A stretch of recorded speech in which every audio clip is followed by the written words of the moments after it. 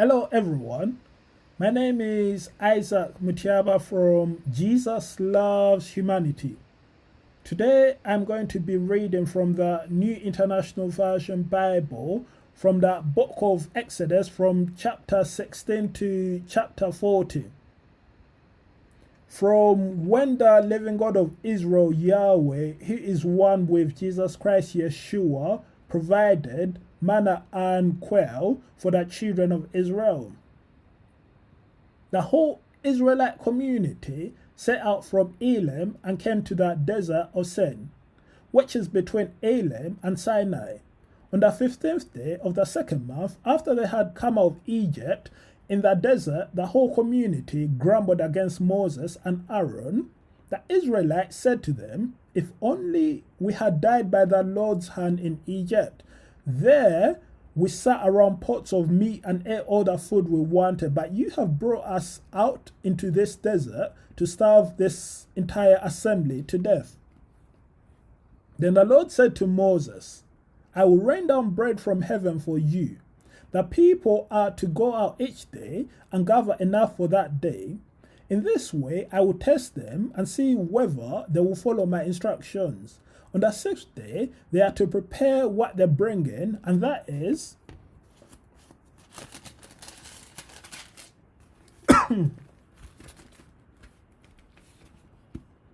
to be twice as much as they gather on the other days." So Moses and Aaron said to all the Israelites, "In the evening you will know that it was the Lord who brought you out of Egypt. And in the morning you will see the glory of the Lord, because he has heard your grumbling against him. Who are we that you should grumble against us?" Moses also said, "You will know that it was the Lord when he gives you meat to eat in the evening and all the bread you want in the morning, because he has heard your grumbling against him. Who are we? You are not grumbling against us, but against the Lord."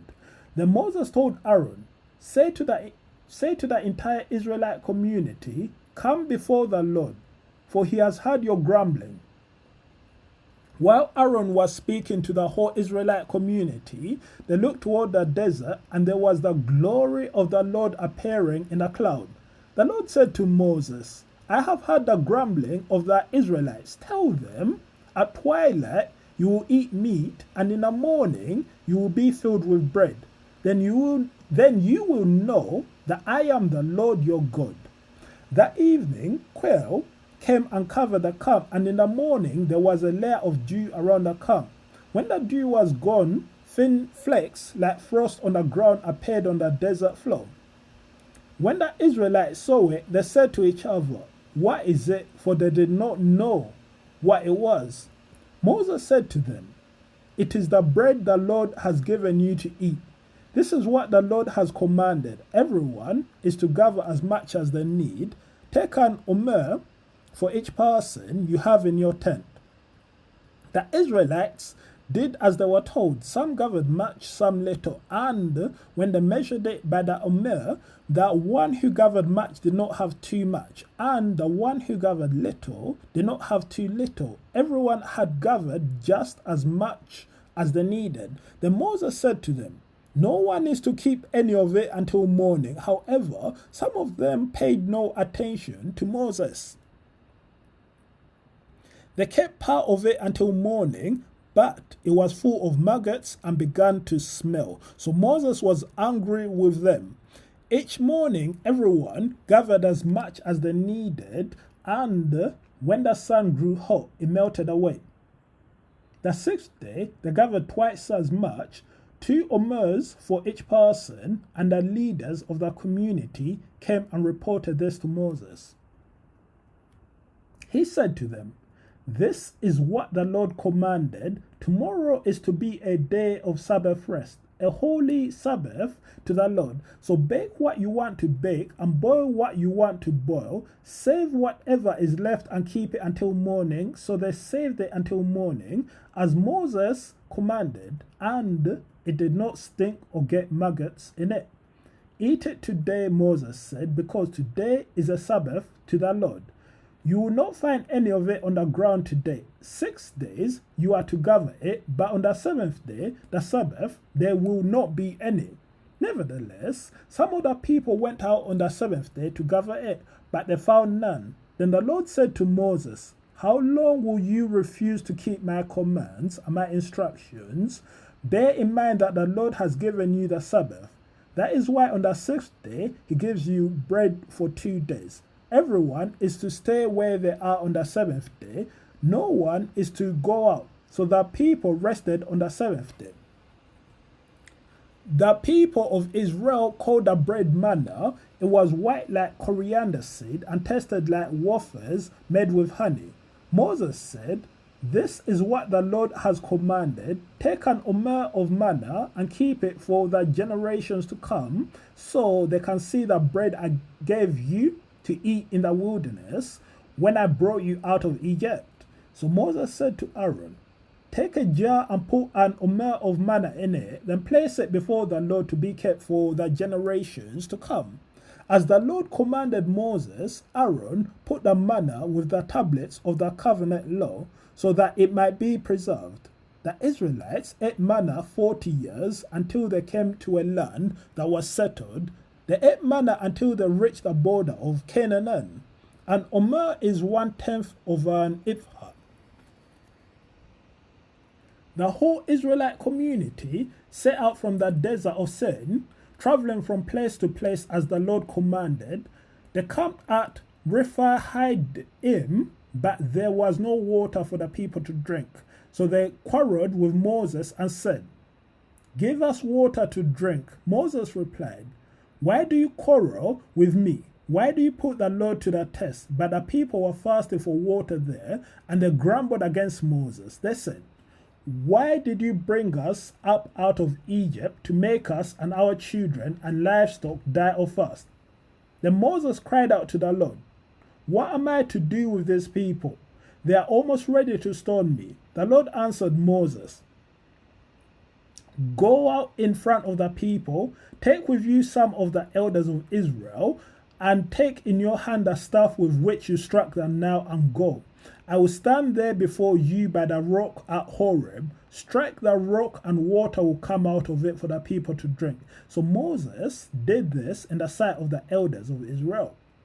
And he called the place Massah and Meribah, because the Israelites quarreled and because they tested the Lord, saying, is the Lord among us or not? The Amalekites came and attacked the Israelites at Rephaim. Moses said to Joshua, choose some of our men and go out to fight the Amalekites. Tomorrow I will stand on top of the hill with the staff of God in my hands. So Joshua fought the Amalekites as Moses had ordered, and Moses, Aaron, and Hur went to the top of the hill. As long as Moses held up his hands, the Israelites were winning, but whenever he lowered his hands, the Amalekites were winning.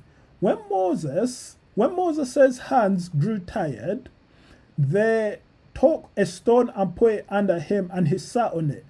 Aaron and Hur held his hands up, one on one side, one on the other, so that his hands remained steady till sunset. So Joshua overcame the Amalekite army with the sword.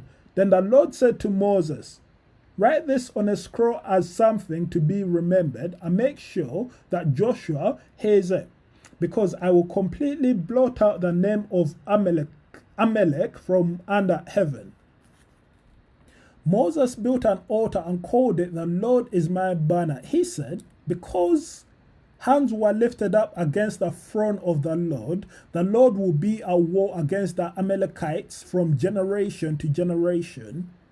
Now Jethro, the priest of Midian and father-in-law of Moses, heard of everything God had done for Moses and for his people Israel, and how the Lord had brought Israel out of Egypt. After Moses had sent away his wife Zipporah, his father-in-law Jethro received her and her 2 sons. One son was named Gershom, for Moses said, I have become a foreigner in a foreign land, and the other was named Eliezer. For he said, my father's God was my helper. He saved me from the sword of Pharaoh. Jethro, Moses' father-in-law, together with Moses' sons and wife, came to him in the wilderness, where he was camped near the mountain of God. Jethro had sent word to him, I, your father-in-law, Jethro, am coming to you with your wife and her 2 sons. So Moses went out to meet his father-in-law and bowed down and kissed him. They greeted each other and then went into the tent. Moses told his father-in-law about everything the Lord had done to Pharaoh and the Egyptians for Israel's sake, and about all the hardships they had met along the way and how the Lord had saved them. Jethro was delighted to hear about all the good things the Lord had done for Israel in rescuing them from the hand of the Egyptians. He said, praise be to the Lord who rescued you from the hand of the Egyptians and of Pharaoh, and who rescued the people from the hand of the Egyptians. Now I know that the Lord is greater than all other gods, for he did this to those who had treated Israel arrogantly. Then Jethro, Moses' father-in-law, brought a burnt offering and other sacrifices to God, and Aaron came with all the elders of Israel to eat a meal with Moses' father-in-law in the presence of God.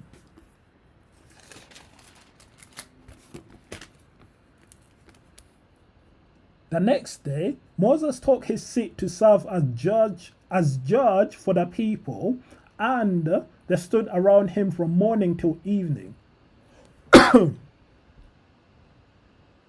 When his father-in-law saw all that Moses was doing for the people, he said, why is this you are doing for the people? Why do you alone sit as judge, while all these people stand around you from morning till evening? Moses answered him, because the people come to me to seek God's will. Whenever they have a dispute, it is brought to me, and I decide between the parties and inform them of God's decrees and instructions. Moses' father-in-law replied, what you are doing is not good. You and these people who come to you will only wear yourselves out. The work is too heavy for you. You cannot handle it alone. Listen now to me, and I will give you some advice, and may God be with you. You must be the people's representative before God and bring their disputes to him. Teach them his decrees and instructions, and show them the way they are to live and how they are to behave. But select capable men from all the people, men who fear God, trustworthy men who hate dishonest gain, and appoint them as officials over thousands, hundreds, fifties, and tens. Have them serve as judges for the people at all times, but have them bring every difficult case to you. The simple cases they can decide themselves. That will make your load lighter because they will share it with you. If you do this, and God so commands, you will be able to stand the strain, and all these people will go home satisfied. Moses listened to his father-in-law and did everything he said. He chose capable men from all Israel and made them leaders of the people, officials over thousands, hundreds, fifties, and tens. They served as judges for the people at all times. The difficult cases they brought to Moses, but the simple ones they decided themselves. Then Moses set his father-in-law on his way, and Jethro returned to his own country. On the first day of the 3rd month, after the Israelites left Egypt, on that very day they came to the desert of Sinai. After they set out from Rephaim, they entered the desert of Sinai, and Israel camped there in the desert in front of the mountain. Then Moses went up to God, and the Lord called to him from the mountain and said, "This is what you are to say to the descendants of Jacob, and what you are to tell the people of Israel. You yourselves have seen what I did to Egypt, and how I carried you on eagle's wings and brought you to myself. Now, if you obey me fully and keep my covenant, Then out of all nations you will be my treasured possession. Although the whole earth is mine, you will be for me a kingdom of priests and a holy nation. These are the words you are to speak to the Israelites. So Moses went back and summoned the elders of the people and set before them all the words the Lord had commanded him to speak. The people all responded together, "We will do everything the Lord has said." So Moses brought the answer back to the Lord. The Lord said to Moses, "I am going to come to you in a dense cloud so that the people will hear me speaking with you and will always put their trust in you." Then Moses told the Lord what the people had said. And the Lord said to Moses, "Go to the people and consecrate them today and tomorrow. Have them wash their clothes and be ready by the third day, because on that day the Lord will come down on Mount Sinai in the sight of all the people. Put limits for the people around the mountain and tell them, be careful that you do not approach the mountain or touch the foot of it. Whoever touches the mountain is to be put to death. They are to be stoned or shot with arrows. Not a hand is to be laid on them. No person or animal shall be permitted to live. Only when the ram's horn sounds a long blast may they approach the mountain." After Moses had gone down the mountain to the people, he consecrated them and they washed their clothes. Then he said to the people, "Prepare yourselves for the third day, abstain from sexual relations." On the morning of the third day, there was thunder and lightning with a thick cloud over the mountain and a very loud trumpet blast. Everyone in the camp trembled. Then Moses led the people out of the camp to meet with God, and they stood at the foot of the mountain. Mount Sinai was covered with smoke because the Lord descended on it in fire. The smoke billowed up from it like smoke from a furnace, and the whole mountain trembled violently. As the sound of the trumpet grew louder and louder, Moses spoke, and the voice of the Lord answered him. The Lord descended to the top of Mount Sinai and called Moses to the top of the mountain. So Moses went up, and the Lord said to him, "Go down and warn the people so they do not force their way through to see the Lord, and many of them perish. Even the priests who approach the Lord must consecrate themselves, or the Lord will break out against them." Moses said to the Lord, "The people cannot come up Mount Sinai because you yourself warned us. Put limits around the mountain and set it apart as holy." The Lord replied, "Go down and bring Aaron up with you, but the priests and the people must not force their way through to come up to the Lord, or he will break out against them." So Moses went down to the people and told them. And God spoke all these words, "I am the Lord your God, who brought you out of Egypt, out of the land of slavery. You shall have no other gods before me. You shall not make yourself an image in the form of anything, in heaven above, or on the earth beneath, or in the waters below. You shall not bow down to them or worship them, for I, the Lord your God, am a jealous God, punishing the children for the sin of the parents to the third and fourth generation of those who hate me, but showing love to 1,000 generations of those who love me and keep my commandments. You shall not misuse the name of the Lord your God, for the Lord will not hold anyone guiltless who misuses his name. Remember the Sabbath day by keeping it holy. 6 days you shall labor and do all your work, but the seventh day is a Sabbath to the Lord your God. On it you shall not do any work, neither you, nor your son or daughter, nor your male or female servant, nor your animals, nor any foreigner residing in your towns. For in 6 days the Lord made the heavens and the earth, the sea and all that is in them. But he rested on the seventh day. Therefore the Lord blessed the Sabbath day and made it holy. Honor your father and your mother, so that you may live long in the land the Lord your God is giving you. You shall not murder, you shall not commit adultery, you shall not steal, you shall not give false testimony against your neighbor, you shall not covet your neighbor's house, you shall not covet your neighbor's wife, or his male or female servant, his ox or donkey, or anything that belongs to your neighbor. When the people saw the thunder and lightning, and heard the trumpet, and saw the mountain in smoke, they trembled with fear. They stayed at a distance and said to Moses, "Speak to us yourself, and we will listen, but do not have God speak to us, or we will die." Moses said to the people, "Do not be afraid. God has come to test you, so that the fear of God will be with you to keep you from sinning." The people remained at a distance while Moses approached the thick darkness where God was.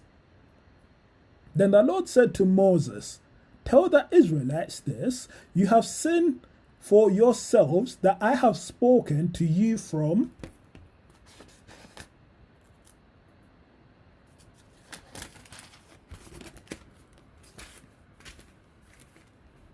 heaven. Do not make any gods to be alongside me.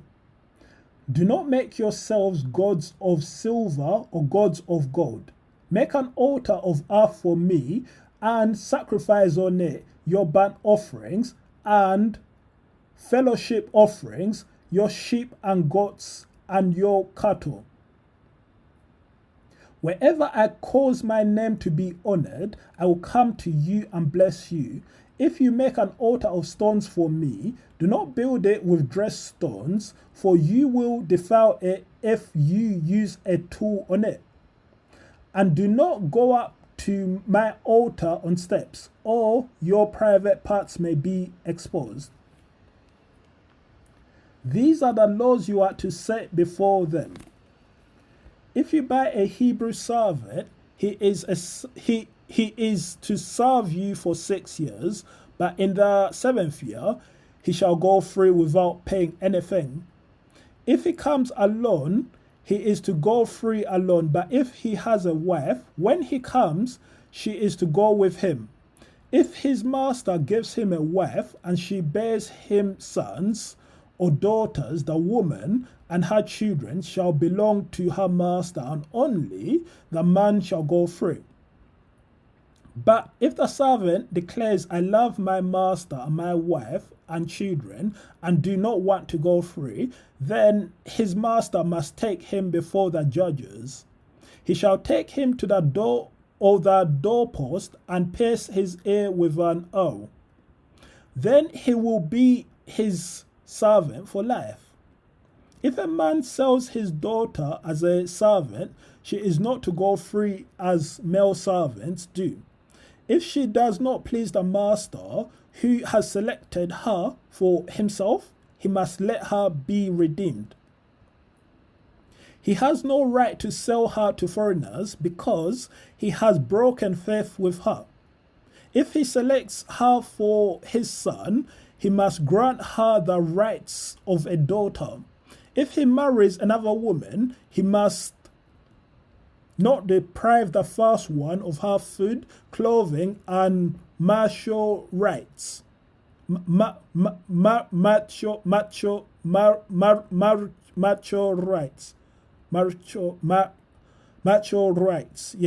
rights. If he does not provide her with these three things, she is to go free without any payment of money. Anyone who strikes a person with a fatal blow is to be put to death. However, if it is not done intentionally, but God lets it happen, they are to flee to a place I will designate. But if anyone schemes and kills someone deliberately, that person is to be taken from my altar and put to death. Anyone who attacks their father or mother is to be put to death. Anyone who kidnaps someone is to be put to death. Whether the victim has been sold or is still in the kidnapper's possession, anyone who curses their father or mother is to be put to death. If people quarrel and one person hits another with a stone or with their fist, and the victim does not die but is confined to bed, the one who struck the blow will not be held liable if the other can get up and walk around outside with the staff. However, the guilty party must pay the injured person for any loss of time and see that the victim is completely held. Anyone who beats the male or female slave with a rod must be punished with if the slave dies as a direct result, but they are not to be punished if the slave recovers after a day or two, since the slave is their property. If people are fighting and hit a pregnant woman and she gives birth prematurely, but there is no serious injury, the offender must be fined whatever the woman's husband demands and the court allows. But if there is serious injury, you are to take life for life, eye for eye, tooth for tooth, hand for hand, foot for foot, burn for burn, wound for wound, bruise for bruise. An owner who hits a male or female slave in the eye and destroys it must let the slave go free to compensate for the eye, and an owner who knocks out the tooth of a male or female slave must let the slave go free to compensate for the tooth. If a bull gores a man or man to death, the bull is to be stoned to death and its meat must not be eaten, but the owner of the bull will not be held responsible. If, however, the bull has had the habit of going and the owner has been warned but has not kept it penned up and it kills a man or woman, the bull is to be stoned and its owner also is to be put to death. However, if payment is demanded, the owner may redeem his life by the payment of whatever is demanded. This law also applies if the bull gores a son or daughter. If the bull gores a male or female slave, the owner must pay 30 shekels of silver to the master of the slave, and the bull is to be stoned to death. If anyone uncovers a pit or digs one and fails to cover it, and an ox or a donkey falls into it, the one who opened the pit must pay the owner for the loss and take the dead animal in exchange. If anyone's bull injures someone else's bull and it dies, the two parties are to sell the live one and divide both the money and the dead animal equally. However, if it was known that the bull had the habit of going, yet the owner did not keep it penned up, the owner must pay animal for animal and take the dead animal in exchange. Whoever steals an ox or a sheep and slaughters it or sells it must pay back 5 head of cattle for the ox and 4 sheep for the sheep. If a thief is caught breaking in at night and is struck a fatal blow, the defender is not guilty of bloodshed, but if it happens after sunrise, the defender is guilty of bloodshed. Anyone who steals must certainly make restitution, but if they have nothing, they must be sold to pay for their theft. If the stolen animal is found alive in their possession, whether ox or donkey or sheep, they must pay back double. If anyone grazes the livestock in a field or vineyard and lets them stray and they graze in someone else's field, the offender must make restitution from the best of their own field or vineyard. If a fire breaks out and spreads into thorn bushes so that it burns stalks of grain or standing grain or the whole field, the one who started the fire must make restitution. If anyone gives a neighbor silver or goods for safekeeping and they are stolen, from the neighbor's house, the thief, if caught, must pay back double. But if the thief is not found, the owner of the house must appear before the judges, and they must determine whether the owner of the house has laid hands on the other person's property. In all cases of illegal possession of an ox, a donkey, a sheep, a garment, or any other lost property about which somebody says, "This is mine," both parties are to bring their cases before the judges. The one whom the judges declare guilty must pay back double to the other. If anyone gives a donkey, an ox, a sheep, or any other animal to their neighbor for safekeeping, and it dies or is injured or is taken away while no one is looking, the issue between them will be settled by the taking of an oath before the Lord that the neighbor did not lay hands on the other person's property. The owner is to accept this, and no restitution is required. But if the animal was stolen from the neighbor, restitution must be made to the owner. If it was torn to pieces by a wild animal, the neighbor shall bring in the remains as evidence and shall not be required to pay for the torn animal. If anyone borrows an animal from their neighbor and it is injured or dies while the owner is not present, they must make restitution. But if the owner is with the animal, the borrower will not have to pay. If the animal was hired, the money paid for the hire covers the loss. If a man seduces a virgin who is not pledged to be married and sleeps with her, he must pay the bride price, and she shall be his wife. If her father absolutely refuses to give her to him, he must still pay the bride price for virgins. Do not allow a sorceress to live. Anyone who has sexual relations with an animal is to be put to death. Whoever sacrifices to any god other than the Lord must be destroyed. Do not mistreat or oppress a foreigner, for you were foreigners in Egypt. Do not take advantage of the widow or the fatherless. If you do and they cry out to me, I will certainly hear their cry. My anger will be aroused and I will kill you with a sword. Your wives will become widows and your children fatherless. If you lend money to one of my people among you who is needy, do not treat it like a business deal. Charge no interest if you take your neighbor's cloak as a pledge. Return it by sunset, because that clock is the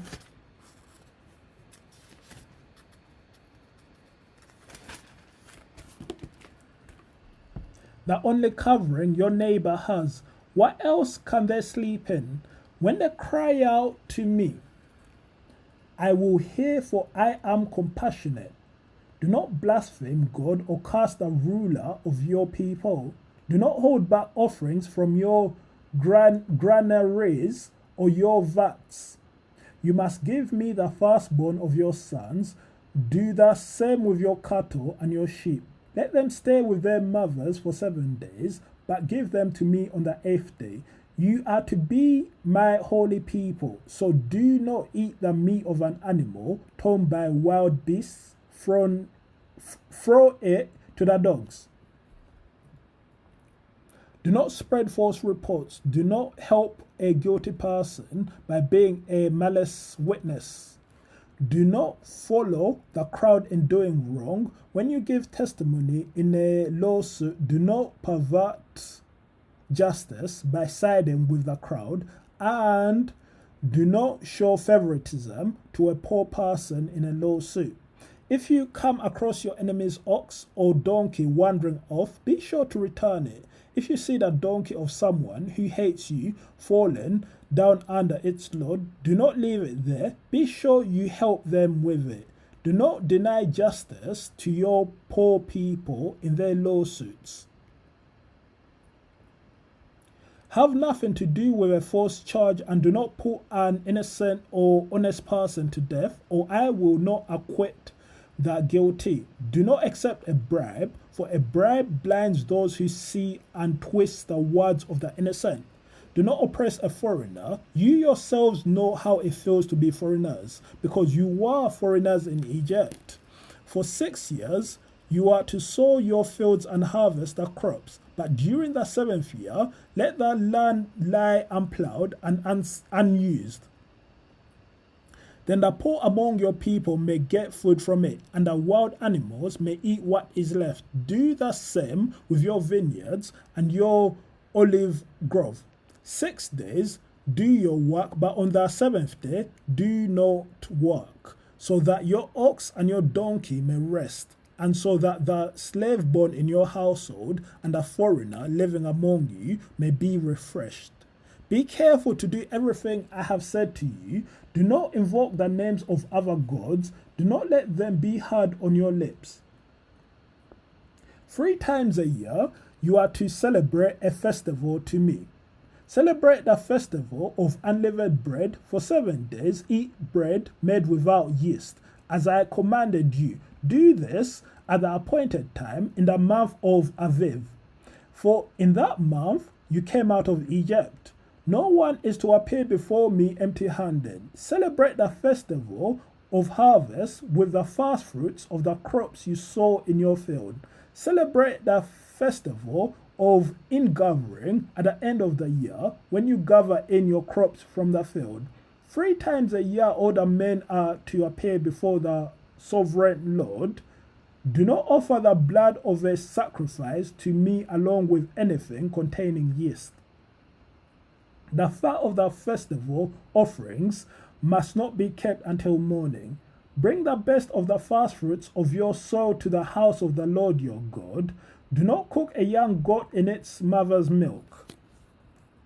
See, I am sending an angel ahead of you to guard you along the way and to bring you to the place I have prepared. Pay attention to him and listen to what he says.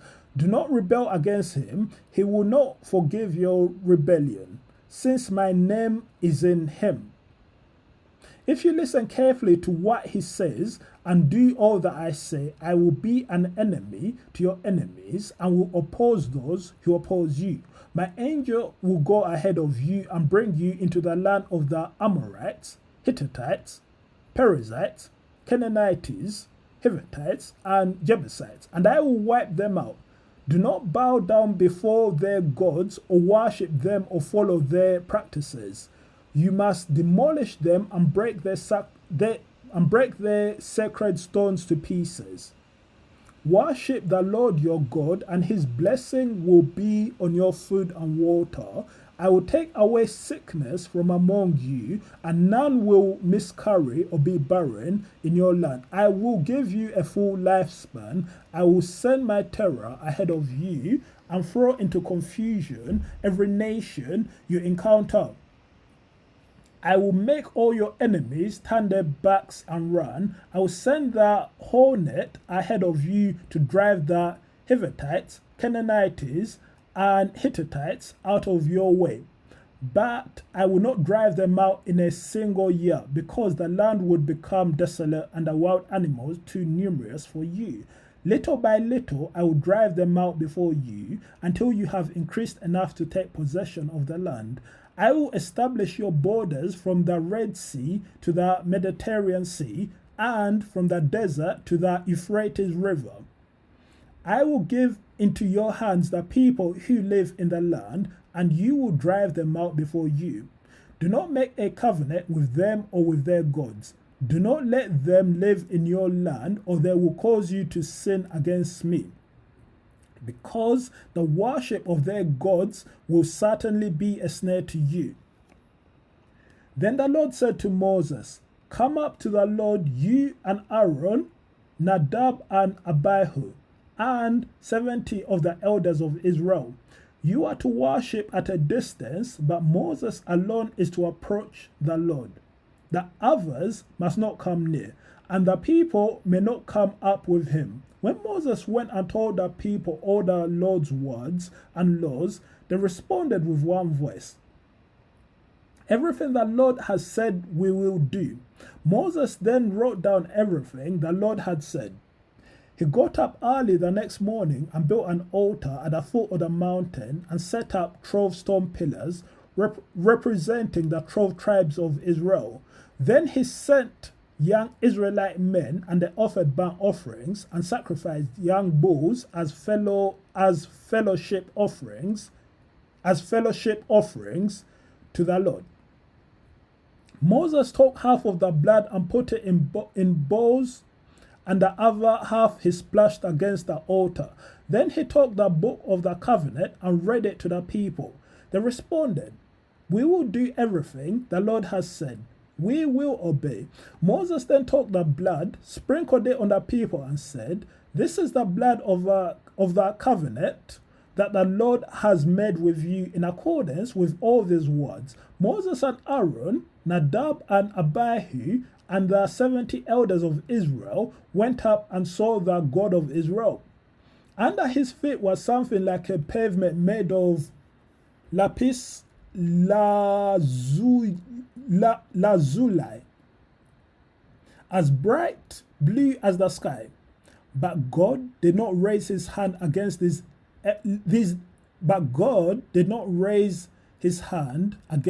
leaders of the Israelites. They saw God and they ate and drank. The Lord said to Moses, "Come up to me on the mountain and stay here, and I will give you the tablets of stone with the law and commandments I have written for their instruction." Then Moses sent out with Joshua, his aide, and Moses went up on the mountain of God. He said to the elders, "Wait here for us until we come back to you. Aaron and Hur are with you, and anyone involved in a dispute can go to them." When Moses went up on the mountain, the cloud covered it, and the glory of the Lord settled on Mount Sinai. For 6 days the cloud covered the mountain, and on the 7th day the Lord called to Moses from within the cloud. To the Israelites, the glory of the Lord looked like a consuming fire on top of the mountain. Then Moses entered the cloud as he went on up the mountain, and he stayed on the mountain 40 days and 40 nights. Then the Lord said to Moses, "Tell the Israelites to bring me an offering. You are to receive the offering for me from everyone whose heart prompts them to give. These are the offerings you are to receive from them: gold, silver, and bronze, blue, purple, and scarlet yarn, and fine linen, goat hair, ram skins, dyed red, and another type of durable leather, acacia wood, olive oil for the light spices, for the anointing oil, and for the fragrant incense, and onyx stones and other gems to be mounted on the ephod and breastpiece. Then have them make a sanctuary for me, and I will dwell among them. Make this tabernacle and all its furnishings exactly like the pattern I will show you. Have them make an ark of acacia wood, 2.5 cubits long, a cubit and a half wide, and a cubit and a half high. Overlay it with pure gold, both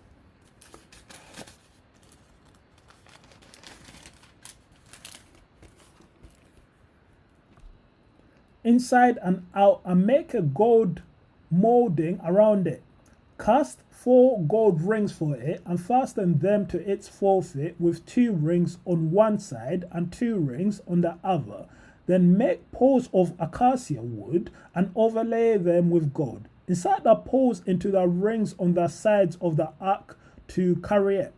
The poles are to remain in the rings of this ark; they are not to be removed. Then put in the ark the tablets of the covenant law, which I will give you. Make an atonement cover of pure gold, 2.5 cubits long and a cubit and a half wide, and make 2 cherubim out of hammered gold at the ends of the cover. Make 1 cherub on one end and the second cherub on the other.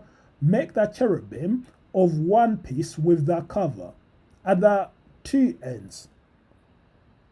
The cherubim are to have their wings spread upward, overshadowing the cover with them.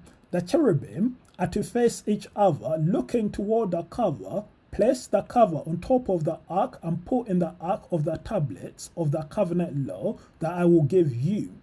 There above the cover, between the 2 cherubim that are over the ark of the covenant law, I will meet with you and give you all my commands for the Israelites. Make a table of acacia wood, 2 cubits long, a cubit wide, and a cubit and a half high. Overlay it with pure gold and make a gold molding around it. Also make around it a rim a handbreadth wide and put a gold molding on the rim. Make 4 gold rings for that table and fasten them to the 4 corners where the 4 legs are. The rings are to be close to the rim to hold the poles used in carrying the table.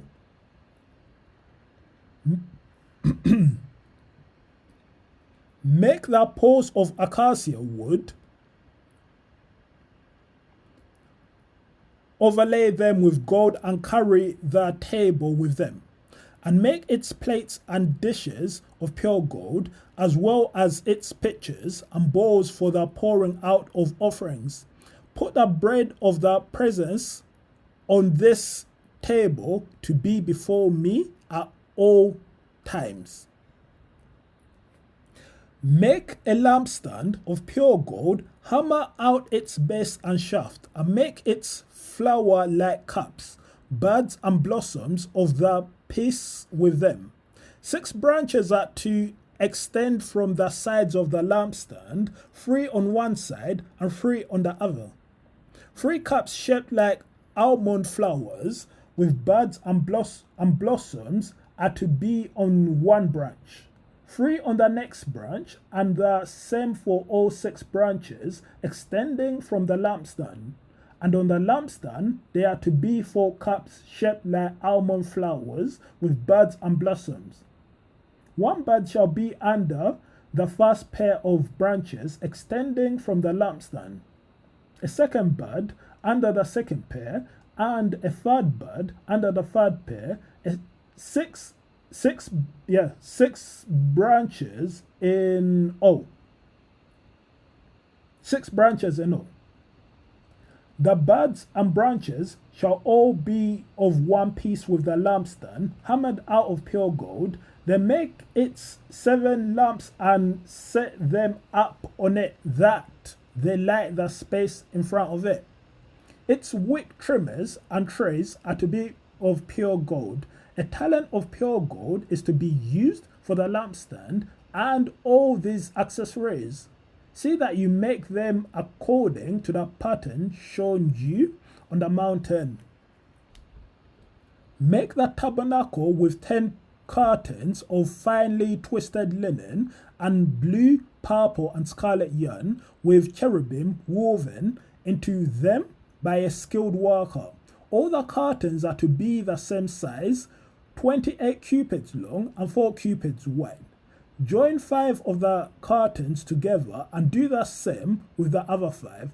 Make loops of blue material along the edge of the end curtain in one set, and do the same with the end curtain in the other set. Make 50 loops on one curtain and 50 loops on the end curtain of the other set, with the loops opposite each other. Then make 50 gold clasps and use them to fasten the curtains together so that the tabernacle is a unit. Make curtains of goat hair for the tent over the tabernacle, 11 altogether. All 11 curtains are to be the same size, 30 cubits long and 4 cubits wide. Join 5 of the curtains together into one set and the other 6 into another set. Fold the 6th curtain double at the front of the tent.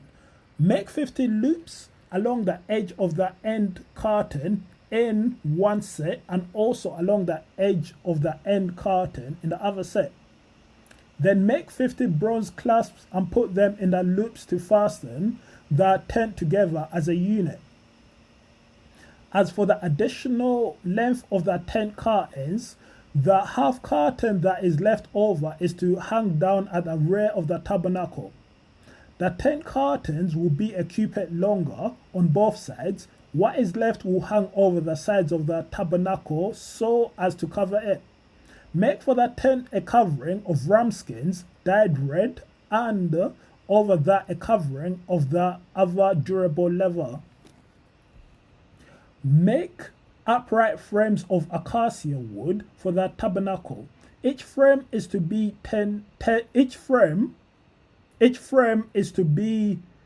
cubits long and a cubit and a half wide, with 2 projections set parallel to each other.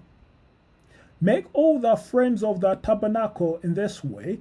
Make 20 frames for the south side of the tabernacle and make 40 silver bases to go under them, 2 bases for each frame, 1 under each projection for the other side, the north side of the tabernacle. Make 20 frames and 40 silver bases, 2 under each frame. Make 6 frames for the far end, that is the west end of the tabernacle, and make 2 frames for the corners at the far end. At these 2 corners they must be double from the bottom all the way to the top and fitted into a single ring.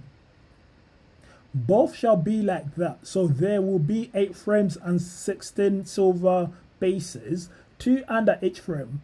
Also make crossbars of acacia wood, 5 for the frames on one side of a tabernacle, 5 for those on the other side, and 5 for the frames on and 5 for the frames on the west. At the far end of a tabernacle, the center crossbar is to extend from end to end at the middle of the frames. Overlay the frames with gold and make gold rings to hold the crossbars. Also, overlay the crossbars with gold. Set up the tabernacle according to the plan shown you on the mountain. Make a curtain of blue, purple, and scarlet yarn and finely twisted linen with cherubim woven into it by a skilled worker. Hang it with gold hooks on 4 posts of acacia wood, overlaid with gold and standing on 4 silver bases. Hang the curtain from the clasps and place the Ark of the Covenant low behind the curtain. The curtain will separate the holy place from the most holy place. Put the atonement cover on the Ark of the Covenant low in the most holy place. Place the table outside the curtain on the north side of the tabernacle and put the lampstand opposite it on the south side. For the entrance to the tent, make a curtain of blue, purple, and scarlet yarn and finely twisted linen, the work of an embroiderer. Make gold hooks for this curtain and 5 posts of acacia wood overlaid with gold, and cast 5 bronze bases for them. Build an altar of acacia wood 3 cubits high. It is to be square, 5 cubits long and 5 cubits wide. Make a horn at each of the 4 corners so that the horns and the altar are of one piece, and overlay the altar with bronze. Make all its utensils of bronze, its pots to remove the ashes, and its shovels, sprinkling bowls, meat forks, and fire pans. Make a grating for it, a bronze network, and make a bronze ring at each of the 4 corners of the network. Put it under the ledge of the altar so that it is halfway up the altar. Make poles of acacia wood for the altar and overlay them with bronze. The poles are to be inserted into the ring, so they will be on two sides of the altar when it is carried. Make the altar hollowed. Make the altar hollow out of boards. It is to be made just as you were shown on the mountain. Make a courtyard for the tabernacle. The south side shall be 100 cubits long, and is to have curtains of finely twisted linen, with 20 posts and 20 bronze bases, and with silver hooks and bands on the posts. The north side shall also be 100 cubits long, and is to have curtains with 20 posts and 20 bronze bases, and with silver hooks and bands on the posts. The west end of the courtyard shall be 50 cubits wide, and have curtains with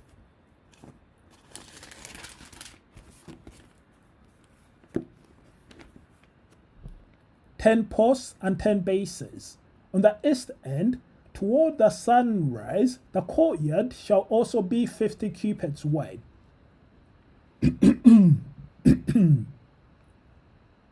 Curtains 15 cubits long are to be on one side of the entrance, with 3 posts and 3 bases, and curtains 15 cubits long are to be on the other side, with 3 posts and 3 bases. For the entrance to the courtyard, provide a curtain 20 cubits long of blue, purple, and scarlet yarn, and finely twisted linen, the work of an embroiderer, with 4 posts and 4 bases. All the posts around the courtyard are to have silver bands and hooks and bronze bases. The courtyard shall be 100 cubits long and 50 cubits wide, with curtains of finely twisted linen 5 cubits high, and with bronze bases. All the other articles used in the service of the tabernacle, whatever their function, including all the 10 pegs for it and those for the courtyard, are to be of bronze. Command the Israelites to bring you clear oil of pressed olives for the light, so that the lamps may be kept burning in the tent of meeting outside the curtain that shields the ark of the covenant law. Aaron and his sons are to keep the lamps burning before the Lord from evening till morning. This is to be a lasting ordinance among the Israelites for the generations to come. Have Aaron your brother brought to you from among the Israelites, along with his sons Nadab and Abihu, Eleazar and Ithamar, so they may serve me as priests. Make sacred garments for your brother Aaron, to give him dignity and honor. Tell all the skilled workers to whom I have given wisdom in such matters that they are to make garments for Aaron for his consecration, so he may serve me as priest. These are the garments they are to make: a breastpiece, an ephod, a robe, a woven tunic, a turban, and a sash. They are to make these sacred garments for your brother Aaron and his sons, so they may serve me as priests. Have them use gold and blue, purple, and scarlet yarn and fine linen. Make the ephod of gold and of blue, purple, and scarlet yarn, and of finely twisted linen, the work of skilled hands. It is to have 2 shoulder pieces attached to 2 of its corners, so it can be fastened. Its skillfully woven waistband is to be like it, of one piece with the ephod, and made with gold, and with blue, purple, and scarlet yarn, and with finely twisted linen. Take 2 onyx stones and engrave on them the names of the sons of Israel in the order of their birth, 6 names on one stone, and the remaining 6 on the other. Engrave the names of the sons of Israel on the 2 stones, the way a gem cutter engraves a seal. Then mount the stones in gold